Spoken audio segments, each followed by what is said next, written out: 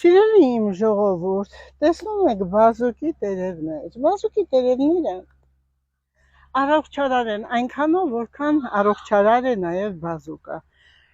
Այն ունի հակաուռուցքային, հակամիկրոբային ջերմությունը իջեցնող։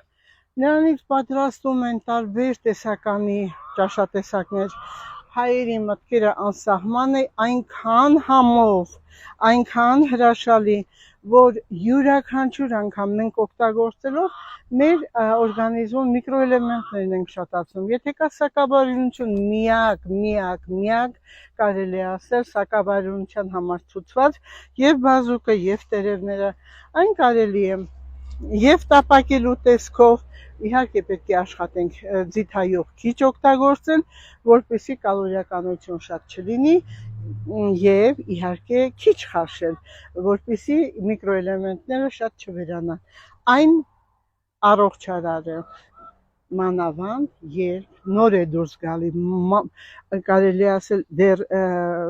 տերևները շատ նուրբ են, շատ հրաշալի։ Ասեմ ձեզ, կարելի է թթու դնել, օրինակ Արցախի ժողովուրդն է շատ սիրում եւ կա հատուկ իհարկե տնտեսություններ, որ հենց գյուղացին այս կարմիր մասը, իհարկե սա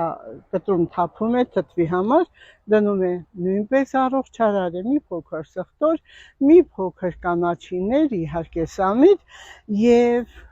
լավրովի լիվ, մի փոքր աղ։ Եթե մենք աշխատում ենք անել առանց աղի, գիտեք ինչքան առողջարար է օրգանիզմի համար։ Հաճախ ասում են աղը առողջարար է, աղը շատ առողջարար է նույնպես օրգանիզմի համար, բայց բաղադրություններ կա, մանավանդ ստամոքսաղիքային տրակտի, մանավանդ ընդհանուր վիճակը դիմադրողականությունը բարձրացնելու համար, բազուկի կարելի ասել այս ցողունները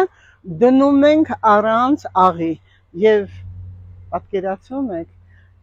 համը իր ջուրը խմում ենք, հյութը իրենից դուրս տվող, ուղղակի պետք է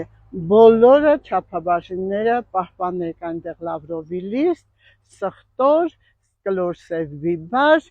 եռացրած ջուր պետք է լցնեք, պատկերացնում եք այս բոլորը, սամիթի իհարկե հոտն ու համը, որպեսզի տա սամիթի սերմը իր ծաղկած սամիթի ցողուններով եւ դուք ունենում եք օրգանիզմի համար հրաշալի դեղ,